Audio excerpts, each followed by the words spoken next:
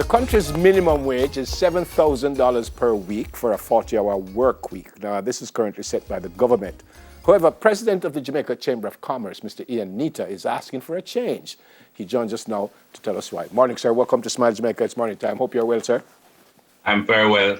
Thank you. Good morning, Neville. Good morning, Simone. Morning, Sir Ian. How are you? Morning, Jamaica. So forever, it was the government who decides this, right?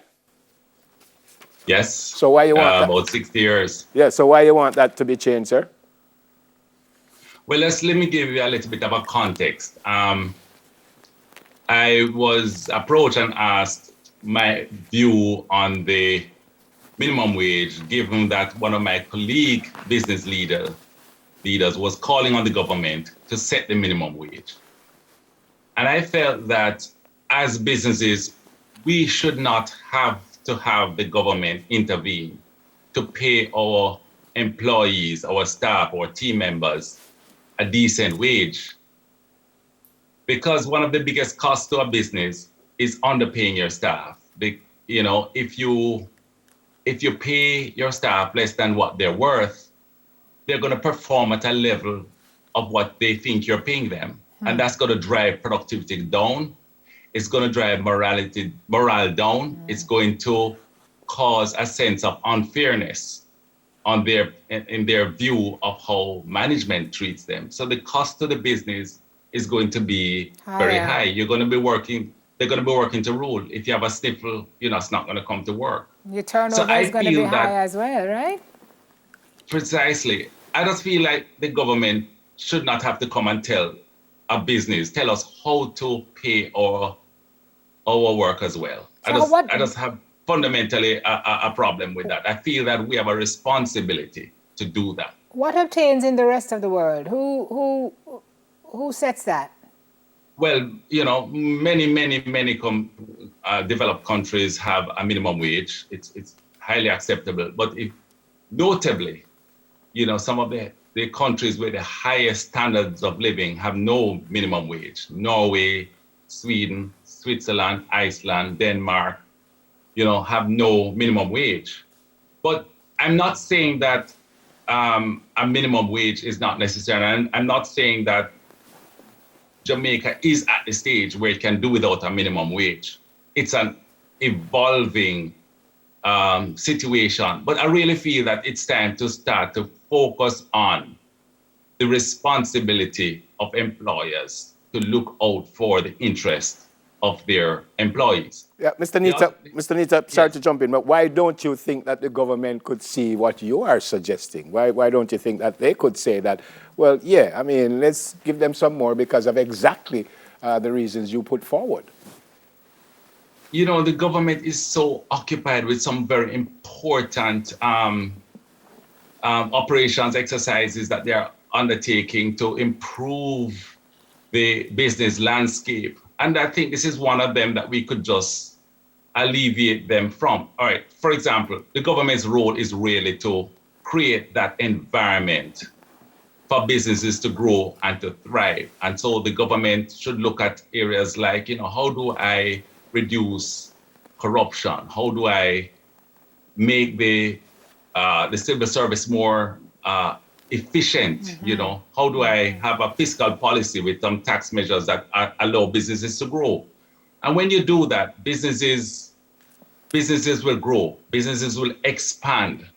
You will move towards a situation of full employment where you have to now compete to get labor, and that would naturally drive wages up, because if businesses are growing and expanding, let's focus more on that aspect. What about in life. Government institutions? Pardon me, I didn't get that. What about in government institutions? What government institutions? What about in government institutions? Absolutely. Remember, that the government is the highest employer, the biggest employer of labor. Right. And that brings me to the point where, you have various industries that if you have a single minimum wage cutting across all industries, there are industries that can afford to pay more than others. For sure. So when you have a blanket minimum wage, I saw an employer in an industry that can pay more. What if they say, you know what, I'm just going to pay the minimum wage because I can get away with it? I think there are And probably their organizations competition now says, paying less because they can get away with it too. yeah, and their competition then says, you know what, I'll just pay minimum too. Yeah. So the worker don't have a chance to migrate from their company to the neighboring company to get a better wage because both of them are saying, I'm just going to pay The you bare know, a minimum minimum. wage. But if they allow the competition, if they allow the free market to say, you know what, if I underpay my worker, they're going to go next door to my competition. Then you would wake up and say, you know, I can pay more. I want to retain my staff. I will pay more. So I'm But not saying that, you know, it should be totally free market because, I mean, in the current status that we have, there are some regulations that has its place. But I think we're just putting too much emphasis on setting. What we should be focusing on is a living wage, not a minimum wage. The yeah. living wage. And you can't live on $7,000. And if the government moves it, you probably still can't live on that. Well, there are So people who do it's it, probably, Sir Nita, because they have to. There are people I who are know on the they have minimum wage to. because they have to. And God bless the folks who know what minimum wage is and pay above it because they can. But if you're suggesting that entities pay people what they're worth, I don't know if any company can pay anybody what they're really worth.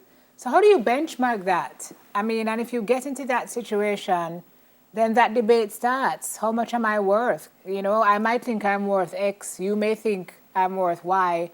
How do we square that away in the absence of a guiding set of principles and a benchmark? The scenario you just set up, Simone, forces a discussion. What is needed much more within businesses is dialogue. Dialogue with your employees to say, you know, be transparent. You know what we can afford. When COVID came along and we had to, in many of our companies, we had to reduce our wages. I mean, it required a dialogue. You know, they would you open up to them, you let them see that this is all I can afford. Business has fallen. You're worth a lot more than this, but the circumstances now dictate that we can't pay you that. And it's a conversation. But if in that scenario, if you have the government dictating what you should pay, right? And let's say you have an irresponsible government coming along. I don't think we would have that scenario in Jamaica, but you have an irresponsible and say, okay, you need to pay X, and you just can't afford X. In a situation where a pandemic comes, you're hamstrung. You cannot really do anything about that. You see, there are other things that the government can do as well. So to take the focus of the minimum wage, the cost of transportation could be adjusted if it wasn't, if fuel didn't have so much taxes on it. For example, that's just one example. The cost of crime. If we start to focus on reducing crime, the cost of living goes down. I mean, the government also has at its disposal the threshold for the tax threshold for income tax. You know, you have a lot of other tools that you can work with. So all I want to do is to really sort of broaden the discussion beyond just, you know, focusing on minimum wage as the way to make people's lives better. There are many other things that we can do. Yep. And the Jamaica Chamber of Commerce is willing to work with the government, work with industry, unions to have a much more intelligent formula that looks at the welfare, looks at the risks to the companies, and improve the communication so that your employees have a better understanding of your business and why you pay what you pay. Yep. Final question from me, Mr. Nita. Yes. If the government does not buy your do what you can type of thing, and they say we're going to stick with a minimum wage, how much should it be? Because you already said 7,000 can't help, and you already say if you put it up like more, it can't help. So what are your thoughts on if there is a flat rate for everyone, what should it be? It's hard to say because I fundamentally don't believe that every industry that any one rate should apply to all industries. I mean, various industries have different margins, profit margins, and it's very hard to say.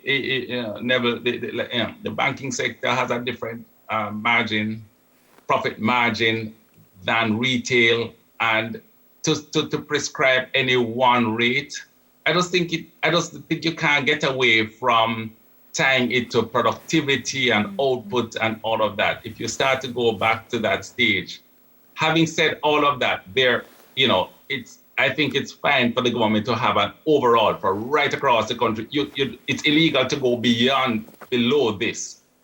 And I would just venture a guess and say maybe about, somewhere between 10 and 12 thousand a week. I just don't know how with transportation costs and.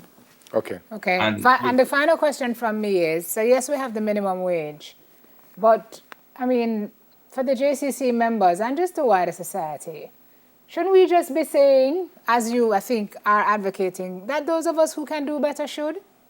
I mean, there are many organizations who can do better who just should. Well, Simone, that's the message. We want to show you that when you pay well, you get it back in the returns. It's an investment. Absolutely. It's not a cost. It is an investment in your people. So we have to just change the way we think about, saving on costs by just, paying low wages. That's the point. Yep. Thank you. Not a spend, it's an investment. Yep. Thank you, sir. It's an investment in treating your employees well and, paying them what you can afford and opening up your discussions and becoming more transparent. Yep. Absolutely. Thank you, sir. Be safe. God bless you and your family. Yes, sir. you're welcome. It was a pleasure. Thank you so much. President of the Jamaica Chamber of Commerce, Mr. Ian Nito.